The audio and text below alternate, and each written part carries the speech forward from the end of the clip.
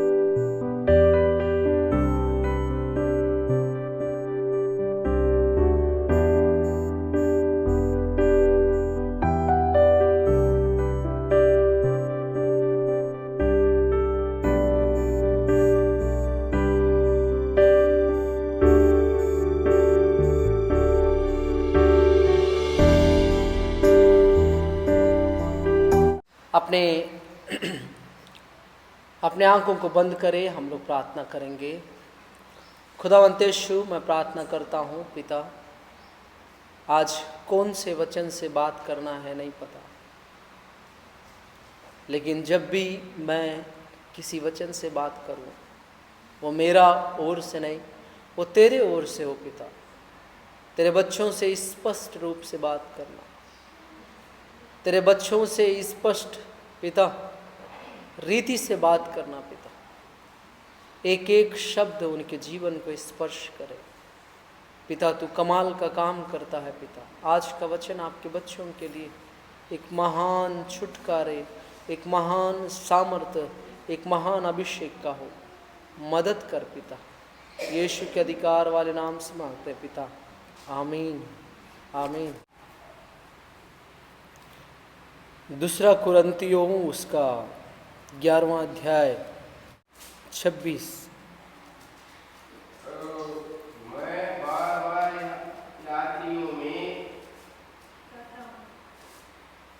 मैं बार बार यात्राओं में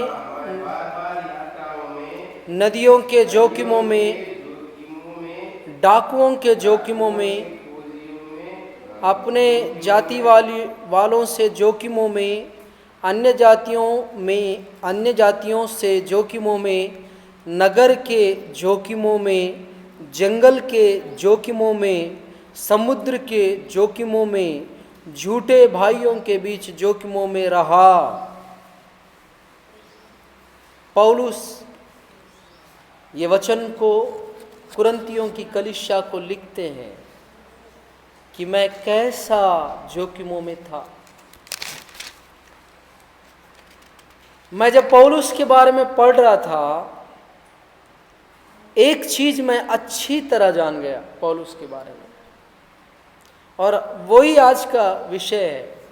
मैं स्पेशल कोई वचन पढ़ा के बोलना नहीं चाहता, मेरे को वचन कहाँ लिखा है तो भी नहीं पता। हर दिन यीशु के लिए जीना, आज ही आखिरी दिन हो, यही मेरा आखिरी दिन है, इसके बाद नेक्स्ट दिन मैं नहीं जानता। हर दिन आखिरी दिन है, आज आखिरी दिन है, मैं यीशु के लिए जी रहा हूं। ये नए नियम के प्रेरितों का जिंदगी था। ये नए नियम के प्रेरितों का जिंदगी था। बाइबल बताती है कि पौलुस के जीवन में कितने जोखिम आए। देखिए आप लोग गिनना, मैं बार बार यात्राओं में, नदियों के जोखिमों में, डाकुओं के जोखिमों में, अपने जाति वाले से जोखिमों में, अन्य जातियों से जोखिमों में, नगरों के जोखिमों में, जंगलों के जोखिमों में, समुद्र के जोखिमों में, झूठे भविष्यवक्ता भाइयों के बीच जोखिमों में, परिश्रम और कष्ट में, बार बार जागते रहने में, भूख प्यास में, बार बार उपवास में, जाड़े में उगड़े रहने में, और अन्य बातों को छोड़ जिसका वर्णन मैं नहीं कर सकता, सब कलीसियाओं की चिंता प्रतिदिन मुझे दबाती है। ये सारा जोखिम किसके जीवन में था? पौलुस के जीवन में था। 14 प्रकार के समस्याएं पौलुस के जीवन को हमेशा नोचता था। कहीं ना कहीं ये सारे जोखिम क्या है? इनका जिंदगी के गला काटने वाला जोखिम है। और पौलुस क्या करके जीता था? यही मेरा आखिरी दिन है। ये सही सबसे सटीक तरीका है मरने से स्वर्ग जाने का। ये मेरा आखिरी दिन है, तो कैसा जिएंगे? एकदम स्ट्रिक्ट जिएंगे, पाप नहीं करेंगे, मौका मिला भी तो पाप नहीं करेंगे। और मसीहत सालों का सोचना नहीं है। बाइबल बताता तू कल का चिंता ना करना, कल क्या खाऊंगा, क्या पहनूंगा, कहां रहूंगा। और बाइबल बताता है तेरे लिए आज का चिंता ही काफी है। और आज का चिंता क्या है? आज मैं खुदा में कैसा जी रहा हूं। कल की चिंता तू कल पे छोड़ दे, आज का चिंता कर। देखो प्रेरितों का काम 21वां अध्याय खोलिए। 21वां अध्याय प्रेरितों का काम 21वां अध्याय उसका 8वां वचन। दूसरे दिन हम वहां से चलकर कैसरिया में आए और फिलिप्पियुस सुसमाचार प्रचारक के घर में, जो 7 में से एक था, जाकर उसके यहाँ रहे। फिलिप्पियुस के घर में कौन है? पौलुस जाके रह रहा है। वहां लिखा है उसकी 4 कुंवारी पुत्रियां थी। ये वचन कोई नहीं बोलता। फिलिप्पियुस की 4 बेटियां थी। कितने बेटियां? 4 बेटियां। और नीचे लिखा है कि जो भविष्यवाणी करती थी। क्या कमाल का गवाही है। एक बात बता रहा हूं, बाइबल में क्या लिखा है? फिलिप्पियुस, खुदा बोला जा, खोजा जा रहा है, जाके दौड़, रथ चढ़। कितना कमाल का भविष्यवक्ता जिंदगी है। आप अच्छे से सुनना, इतना कमाल का भविष्यवाणी ना परमेश्वर ना पतरस के साथ भी नहीं किया। अरे एक खोजा मंदिर में आया, आराधनालय में दंडवत किया, बलि चढ़ाया, वो जा रहा है, यशायाह भविष्यवक्ता की किताब पढ़ रहा है। और परमेश्वर जंगल में फिलिप्पियुस था, फिलिप्पियुस को बोला जा, एक खोजा बहुत दूर से आया है, उसके रथ में जाके चढ़ जा। चढ़ने के बाद परमेश्वर इनके दिल में क्या एक प्रेरणा डाल रहा है, फिलिप्पियुस पूछ, जो पढ़ रहा है वो समझ रहा है क्या? जो पढ़ रहा है वो समझ रहा है क्या? पूछा, आप जो पढ़ रहे हो महाजन, वो समझ पा रहे हैं क्या? बाइबल बताती है वो खोजा ने कहा नहीं। तो फिर परमेश्वर, देखो इतना जल्दी कोई उद्धार पाया वाला स्टोरी बाइबल में नहीं है। एक यीशु मसीह के टाइम में हुआ कि एक धनवान था। कौन? मैं कल जब सुन रहा था मेरे कमाल लगा। जक्कई का जिंदगी और हमारे जिंदगी में अंतर क्या है मालूम? जक्कई स्वर्ग में दिखेगा, हम लोग नरक में दिखने के लिए तैयारी कर रहे हैं। यीशु मसीह नहीं बोला कि जक्कई मैं तेरे घर में रह के तेरे साथ जीवन बिताऊंगा, सिर्फ बोला मेरे को आज तेरे घर आना है। और वो खुद को भिखारी बना दे रहा है। एक दिन यीशु मसीह जिंदगी में आने का कोशिश किया, मैं तेरे घर आ रहा हूं जक्कई बोलते ही साथ वो अपना पूरा प्रॉपर्टी दान कर दिया एक दिन के लिए। उसको पता भी नहीं अनंत जीवन क्या होगा, उसको पता भी नहीं अनंत जीवन में मैं इनके साथ रहूंगा कि नहीं। वो बस एक दिन यीशु मसीह उसके घर आने के कारण क्या कर दिया, अपना सारा संपत्ति, कंजूस था, जोंक का स्वभाव वाला व्यक्ति था, लोगों जैसा जोंक लोगों का खून चूसता है, ये व्यक्ति दिनारों को चूसने वाला व्यक्ति था। लोग इससे नफरत करते थे। एक दिन के लिए यीशु मसीह घर आया, ये अपने आप को भिखारी बना के यीशु मसीह के पीछे हो लिया। यीशु मसीह बोला आज इसके घर में उद्धार है। आपको पता है कितना घंटे का समय होगा? ज्यादा ज्यादा 12 घंटे का। और बाइबल में फिलिप्पियुस एक व्यक्ति है जो मेरे को नहीं लगता है 3 घंटे का समय लगा होगा। आया, किस में बैठा? रथ पे बैठा, समझाया, पानी दिखते ही साथ खोजा खोज बोल रहा है क्या पानी है, मेरे को आप बपतिस्मा दे सकते हैं क्या? उतारा, खोजे को कहां से? रथ से उतारा और बपतिस्मा दे के उसको भेज दिया। 3 घंटा भी नहीं लगा होगा, एक व्यक्ति को बदल के उसको बपतिस्मा दे के भेजा। बाइबल हिस्ट्री में फिलिप्पियुस जितना स्पीड वचन सुना के, फिलिप्पियुस जितना स्पीड बपतिस्मा दिया वाला व्यक्ति कोई नहीं है। 1 घंटे के अंदर काम तमाम, एक व्यक्ति उद्धार पाया। ऐसा एक पिता को पैदा हुए वाले 4 बेटियां, चारों की चारों भविष्यवाणी करते हैं। आजकल का लुटुर लुटुर भविष्यवाणी नहीं है, अंदाजा बोलने वाला। तब के भविष्यवक्ता लोग एकदम स्ट्रिक्ट रहते थे, बोलने से होना है, नहीं तो पत्थरवार होके मार ही डालेंगे। अगर बोल दिया गया तो आज 4 भविष्यवाणी करने से 2 निकलता है, 2 नहीं निकलता है। पत्थरवार होता है क्या? बाइबल में लिखा है जो भविष्यवक्ता भविष्यवाणी करे और वो पूरा ना हो, वो मेरी ओर से नहीं, वो अपनी ओर से बोलता है, उसको पत्थरवार करना लिखा है। ऐसा बोलने से कोई भविष्यवक्ता आएगा मीटिंग में? इन लोग लिखा के रख लिए हम भविष्यवक्ता, हम प्रॉफिट है, हम लोग प्रॉपर्टी के लिए प्रॉफिट बन के बैठे। कोई नहीं बोलेगा, नाम क्या के भविष्यवक्ता लिखा देते हैं। कितना भविष्यवाणी पूरा हो रहा है भैया आपके भविष्यवाणी करने से? बोलने से हो जाना है, नहीं तो मत बोल अपने आप को भविष्यवक्ता। प्रभु का जन करके बता, चलेगा। 4 बेटी लोग हैं और चारों की चारों बेटी लोग क्या है? भविष्यवाणी करते हैं। उनका आत्मिक लेवल देख रहे हो, उनका आत्मिकता देख रहे हो। बाप सही रहना है, बच्चे ऑटोमेटिक सही हो जाते हैं। आपको पता है बेटियां बाप को देख के सीखते हैं। मालों का तो टिक्की नहीं चलता, मालों का कौन सुनता है? मैं आज बता रहा हूं, जितने बच्चे हैं उनको अच्छे से पालना। आज वो छोटे हैं, डंडा चलाना। मैं आज बोल रहा हूं, फालतू जिंदगी बना के मत रखो। 4 भविष्यवाणी करने वाले हैं, इसका मतलब क्या है? चारों लोग से खुदा बात करता है। चारों लोग से, 4 लोग नहीं भैया, उस घर में 5 भविष्यवक्ता लोग हैं।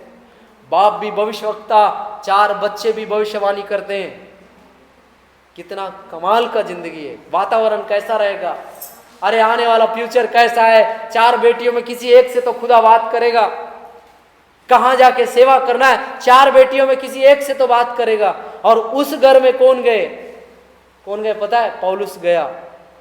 बाइबल में लिखा है भैया, जब हम वहां बहुत दिन रह चुके तो अगबुस नामक एक भविष्यवक्ता यहूदियों से आया। अगबुस यहूदा में, यहूदा का देश से कौन आया? अगबुस नाम का एक भविष्यवक्ता आया।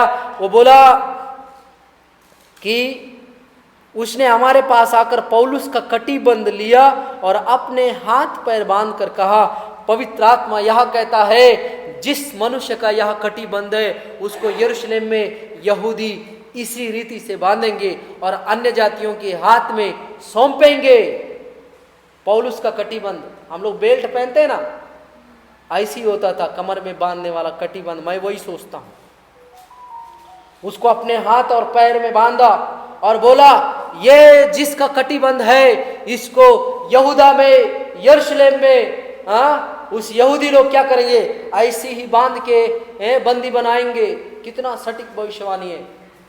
आज कोई ऐसा भविष्यवाणी करता है क्या? आपको प्रॉपर्टी मिलने वाला है, इन लोग आमीन बोलेंगे। आपको चंगाई मिलने वाला है, इन लोग आमीन बोलेंगे। हाँ, आपका खुदा बीमारी ठीक कर रहा है, आमीन, आई रिसीव, आई रिसीव। भविष्यवाणियां तो होते थे, आजकल बस बूस्ट किया जाता है, आजकल बस उन्नति की बातें बताया जाता है। पुराना नियम हो, नया नियम हो, भविष्यवाणी बोलने से लोगों का जिंदगी बदलने वाला चीज होता था। यहां लिखा है, पौलुस का कटिबंध बांध के पूरा क्लियर कर दिया कि ये जिसका कटिबंध है, सही पढ़ रहा हो ना, उसको यरूशलेम में यहूदी लोग ऐसी ही बांध के अन्य जातियों के हाथ में सौंपेंगे। जब हमने ये बातें सुनी तो हम और वहाँ के लोगों ने उससे विनती की कि यरूशलेम को ना जाए। किससे विनती की? किससे विनती? पौलुस से विनती किया जा रहा है कि तू यरूशलेम मत जाना। रिक्वेस्ट किया जा रहा है, यरूशलेम मत जाना। यरूशलेम जाएंगे तो आपको अन्य जाति में सौंपा जाएगा, यरूशलेम जाएंगे तो आपको बंदी बना दिया जाएगा, आपको जेल में डाल दिया जाएगा। और नीचे लिखता है, परंतु पौलुस ने उत्तर दिया, तुम क्या करते हो? रो रो कर मेरा दिल तोड़ते हो। आमीन। यहां रिजेक्ट करने से लोगों के दिल टूट जा रहे, कोई कोई तो कुआं कूद जा रहा है, बोले रिजेक्ट होने से। मैं बंगला से कूद रहा था, यही चर्च बंगला से मैं कूदने को कोशिश कर रहा था, घर वाले रोक दिए। मैं खुद भी कुआं में कूदने का दौड़ ही रहा था, पप्पा बनियान पकड़ के खींचे। अच्छा कि बनियान नहीं पटा, नहीं तो मैं कुआं के अंदर, छोटा कुआं था, पक्का मर जाता। 6 साल हुए रहता। तो यहां लिखा है कि पौलुस बोल रहा है, तुम मेरे को रो रो के क्या कर रहे हो? दिल तोड़ रहे हो। सेवकाई के लिए दिल नहीं टूटना है, लोगों का दिल टूट जा रहा है सेवकाई के लिए। अरे यरूशलेम पौलुस क्यों जाएगा? यरूशलेम में परमेश्वर के श्रेष्ठ दास लोग रहते हैं। 12 चेले लोग यरूशलेम में ही रहते हैं। अब 12 नहीं रहे, 11 रहे, क्योंकि याकूब मर चुका था। ठीक है, यहां लिखा है कि पौलुस बोल रहा है, तुम रो रो के मेरा दिल मत तोड़ो। और मैं तो प्रभु यीशु के नाम के लिए यरूशलेम में ना केवल बांधे जाने ही के लिए वरन मरने के लिए भी तैयार हूं। क्या वचन है! अरे भैया, ये भविष्यवक्ता बोल रहे हैं कि लोग मेरे को बांध देंगे। अगबुस नामक भविष्यवक्ता बोल रहे हैं, मेरे को लोग बांध के अन्य जाति में सौंपेंगे। ये तो कम बात है, ये मेरे लिए छोटा बात है। मैं तो यीशु मसीह के लिए मरने के लिए तैयार हूं। इसका मतलब क्या है? मौत मेरे लिए हर दिन का बात है। मौत से मेरा हर दिन आमने सामने होता है। पता नहीं किस दिन ये मौत मुझको गले लगाए और मैं यीशु के पास चले जाऊं। पौलुस एक ऐसा भविष्यवक्ता है जिसने खुलकर लिखा, मेरे लिए जीना मसीह, मरना मेरे लिए लाभ है। मरना मेरे लिए लाभ है। हम लोगों को दुख आने से लगता है कि मर जाने से अच्छा रहता। तो पौलुस के जीवन में तो हमेशा कोई ना कोई जोखिम है। अन्य जातियों का जोखिम है, अपने लोगों का जोखिम है, भाइयों का जोखिम है, नदियों का जोखिम है, यात्रा का जोखिम है।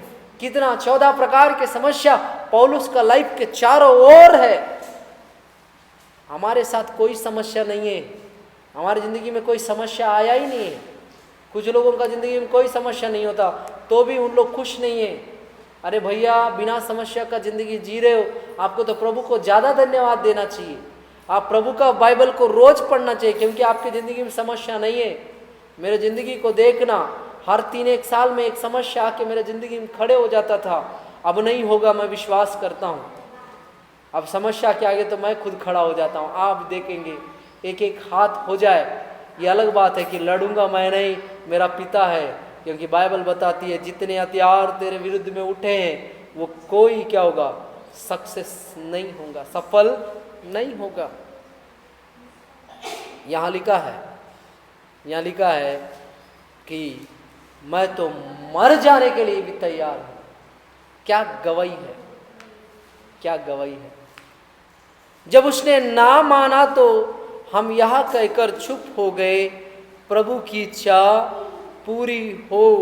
देख रहे हो, पौलुस को ये रो रो के रोक रहे हैं, रो रो कर, आंसू बहा बहा कर रोका जा रहा है। पौलुस यरूशलेम मत जाइए, पौलुस जी आप यरूशलेम जाएंगे तो हम लोग आपको खोएंगे, आपको अन्य जाति के हाथ में सौंपा जाएगा। और पौलुस बोल रहे मेरे को मरने के लिए भी कोई डर नहीं है, क्योंकि मैं जीना किसके लिए जीता हूं, मसीह के लिए। अरे भैया 5 दिन जियो, 10 दिन जियो, बीते दिनों मैं नाम नहीं लेना चाहता, एक भाई से मेरा बात हुआ, वो भाई अब उनको मारने के लिए डंडा जो तैयार किए थे, उनको मार डालने के लिए डंडा जिसको तैयार किए थे, उनके सामने बोल दिए मार डालना है तो मार डालो, लेकिन 4 गांव वालों को बुला के मेरे को मार डालना और ये बता के मार डालना कि मैंने क्या गलती किया जिसके कारण आप मेरे को मार डाल रहे हो, और 1-2 जन के सामने मत मार डालना, 4 गांव वालों को बुलाना फिर मेरे को मार डालना। और वो बात सुनने के बाद जो मार डालने आए थे, डंडा तैयार किया गया था, उन लोग ये बोले कि हम लोग तेरे धर्म के बाइबल को गलत नहीं मानते हैं, लेकिन 2 कंडीशन दे रहे हैं। तू कहता है यीशु के नाम से हम लोग जी सकते हैं, यीशु ही हमको चंगा करेगा, आज से तू ट्रीटमेंट मत कराना, क्योंकि तेरा यीशु ही तेरे को चंगा करना है। आज से तू क्या मत कराना, हाँ, आज से तू खेती बाड़ी नहीं करना, क्योंकि तू यीशु के नाम पे ही जीना है, हम लोग तेरे को नहीं मार डालेंगे। आपको पता है कि नहीं, हम लोग बीते दिनों तोयनार गए, वहाँ एक कलीसिया को देखे, वहाँ हमारे बड़े पिताजी रहते हैं दुर्गम समया जी, उनको एक कंडीशन दिया गया चर्च में ताला डाल के, अभी तू घुटने टेक के प्रार्थना कर, ये ताला अपने आप खुलना है, नहीं तो तेरे को मार डाल के जाएंगे। अभी हम लोग ताला डालें, तू प्रार्थना कर, तेरा परमेश्वर सच्चा है तो इस ताला को खोलेगा, तभी तू आज बचेगा। हम लोगों ने क्या बोलते, ये कैसा बात कर रहे हो भैया, ये फैक्ट बात नहीं है, ऐसा कहाँ होता है। हम लोग हाथ उठा लेते ना, हमारे बड़े पिताजी बोलते ठीक है मर गया तो मर गया, मैं पहले प्रार्थना करूंगा, ताला नहीं खुलने से मार डालना। और पता नहीं कितना मिनट प्रार्थना किए, मेरे को नहीं पता, उनके सामने ताला खुल गया और उसको मार डालना छोड़ के चले गए। उनके कलीसिया में 700 लोग बैठते हैं, उनका चर्च तो हमारे चर्च से भी लंबा है। मैं आज आपको बोलना चाहता हूँ, जीना मसीह के लिए, मरना मेरे लिए लाभ है। ये वचन क्या दिखाता है मालूम, हर दिन मैं यीशु के लिए जीऊँगा। हाँ, हम लोग बस हर दिन मैं यीशु का धन्यवाद करूँगा। क्यों धन्यवाद करेंगे मालूम, वो खाना खिलाता है, कपड़े देता है, रहने के लिए घर है, प्रॉपर्टी है, मस्त कमा रहे हैं, बच्चों को पाल रहे हैं। अभी वो छोटे हैं, कल को शादी करेंगे, उनके भी बच्चे होंगे, उनके बच्चों के साथ अपन खेलेंगे। ये हमारा जिंदगी है। पौलुस को पता ही नहीं है बीवी क्या होती है, उसको ना बीवी का चिंता ना बच्चों का चिंता है। कुछ बाइबल के विद्वान बोलते हैं वो 70 लोगों में से था, और 70 लोगों में जो भी रहते थे यरूशलेम में, उन सबका शादी होने का रहता था। इस बेसिस पे देखा जाए तो पौलुस एक शादीशुदा व्यक्ति था, ना उसको उसके बच्चों का चिंता था, ना उसको अपनी बीवी का चिंता था। क्या चिंता था पता है, सिर्फ और सिर्फ परमेश्वर का सेवा का। मैं ऐसे एक प्रभु के जन को मिला हूं, जब मैं नेल्लूर गया। 2 बेटियां हैं, 2 बेटी किसके साथ जी रहे हैं, कैसा जी रहे हैं पता नहीं है। 2 बेटियों का कॉलेज में एडमिशन कराना है, नहीं पता है। बीवी का तबीयत खराब रहता है, नहीं पता है। घर बना लेना है, नहीं पता है। सिर्फ वो सेवा के लिए निकलते हैं तो कहीं ना कहीं जाके चर्च बना के आते हैं। साल भर कमाए वाला पैसा जो रहता है सेवा से, उसको लेते हैं, कहीं ना कहीं 1 महीने के लिए जाएंगे, वहाँ सेवा करेंगे और वहाँ एक व्यक्ति को खड़ा करके चर्च बना के दे के जाएंगे। लोगों का शिकायत है, ये अपने बच्चों को और 2 बेटियों को और पत्नी का ध्यान नहीं देता। ये सेवा बोल के महीनों बाहर रहता है। वो बताने वाले अन्य जाति थे, वो नहीं समझ पाए, लेकिन मैं समझ पाया क्या जिंदगी है। ना बच्चों का चिंता, ना बीवी का चिंता, चिंता है तो सिर्फ खुदा का चिंता। बैग लिए, थोड़ा पैसा लिए, चले गए, जहाँ अगुवाई हो रहा है वहाँ चले गए। वहाँ गए, 2 महीना रुके और वहाँ वचन प्रचार किए। क्या खा रहे हैं, क्या पी रहे हैं, कोई गारंटी नहीं। और उधर किसी पास्टर को चर्च बना के दे रहे हैं। अगर मैं गलती से 2 महीने के लिए कहीं चले जाऊंगा ना, मेरा चर्च पूरा खाली होने के लिए 5 मिनट नहीं लगेगा। क्योंकि हमारे चर्च वालों को तो ये दर्द ज़्यादा रहेगा कि 4 सप्ताह होता है 1 महीने में, 8 सप्ताह से जीवन भैया गायब है, हम लोग क्यों चर्च आना है बोले। उनका कलीसिया जाके देखा, 100 लोग से ज़्यादा हैं, पास्टर रहे या ना रहे। वहाँ तो पास्टर चलाने के लिए भी नहीं, इन्हीं लोग आराधना कर लेते हैं, वचन पढ़ते हैं, बेंट देके आ जाते हैं।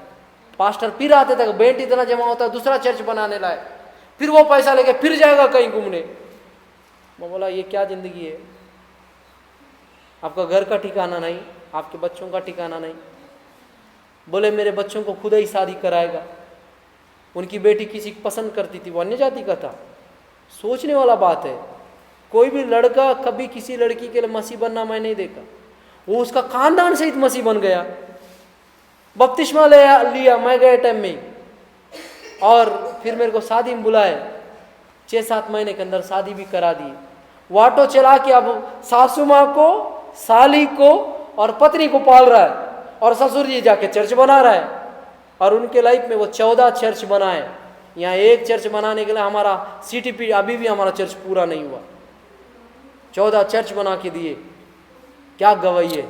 ये होता है मसीह के लिए जीना। मसीह के लिए जाते समय बोलते अपनी पत्नी से, मैं आऊँगा कि मेरा डेड बॉडी आएगा नहीं पता, मेरा डेड बॉडी भी आएगा गारंटी नहीं है।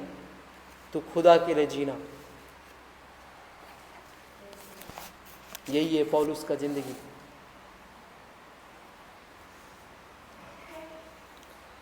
जीना मसीह, मरना मेरे लिए लाभ है। हम लोग मरना नहीं है करके दुआएं कर रहे, उपवास कर रहे हैं। पौलुस बोल रहा है मरना मेरे लिए लाभ है। इसका मतलब खुदा से पौलुस क्या दुआ करता होगा, कब ले जाएगा इस पापी संसार से, कब तक तेरा सेवा ऐसा चल चल के करूँगा खुदा। मेरे पास तो बाइक भी नहीं है। सही है ना, उस टाइम में बाइक तो नहीं था ना। कहीं भी जाना है नाव पे जाओ या पैदल जाओ। हाँ, बाइबल नया नियम में सबसे ज़्यादा पुस्तक लिखा वाला कोई और व्यक्ति नहीं, पौलुस था। कुरंतियों की कलीसिया, रोमियो की कलीसिया, इफिसियुस की कलीसिया, इब्रानियों की कलीसिया, तिमुथियुस की कलीसिया, थिस्सलुनीकियों की कलीसिया, फिलेमोन, तीतुस और क्या, गलाती, फिलिपी, कुलूसी और इफिसी, कितना सारा पुस्तक। इब्रानी भी लिखा। कितने जन को बदला पौलुस। जिंदगी हो तो ऐसा, आज ये मेरा लास्ट दिन है। इसलिए एक व्यक्ति बोला मैंने बहुत ज़्यादा धन कमा लिया, बहुत सारा भोजन सामग्री है, मैं बिंदास जीऊँगा, किसी से नहीं डरूंगा। और परमेश्वर बोल रहा है ये धनवान, आज इसी रात के मैं तेरा प्राण लूँगा तो तू क्या करेगा। इसलिए मेरी प्रिय बहन, प्रिय भाई लोग, आज से यीशु के लिए जीना, एक एक दिन यीशु के लिए जीना। खुदा से दुआ करना, हम लोग एक एक दिन तेरे लिए जीने के लिए सहायता कर, एक एक दिन तेरे लिए बिताने के लिए सहायता कर, एक एक दिन तेरे लिए हमारा ज़िंदगी रहने के लिए सहायता कर। जब आप ऐसा जियोगे कमाल का काम होगा। अरे ये हॉस्टल क्या चीज़ है। कलेक्टर भी अपना बंगला गिरा के सर भवन बना लो, चर्च बना लो बोलेगा। सही बोल रहा हूँ कि नहीं। आइए हम लोग प्रार्थना करें।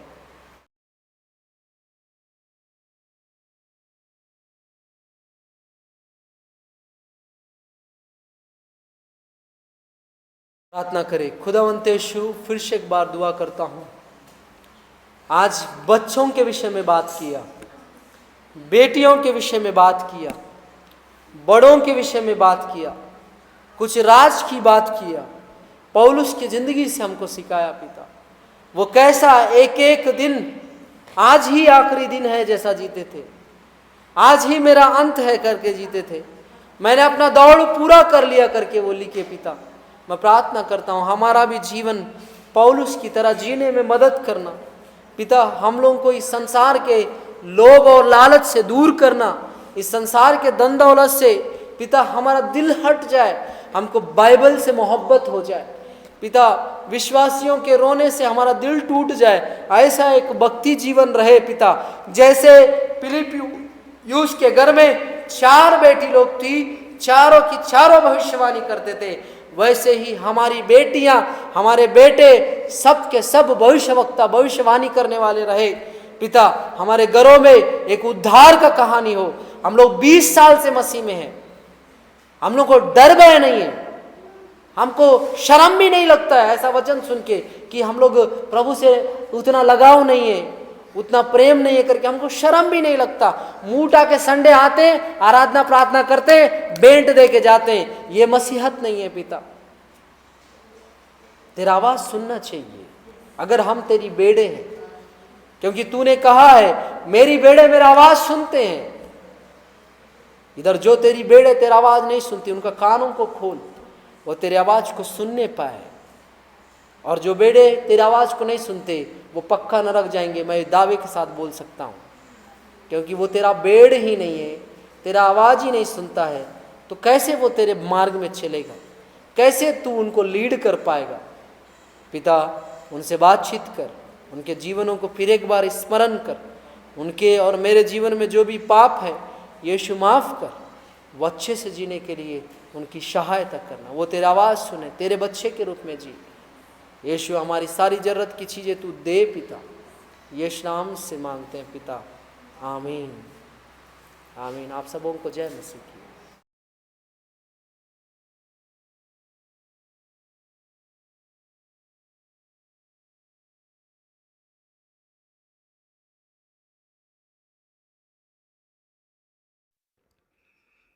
आप मेरे YouTube चैनल को सब्सक्राइब करें, बेल आइकन दबाएं, इंस्टाग्राम और फेसबुक में मुझे फॉलो करें। जय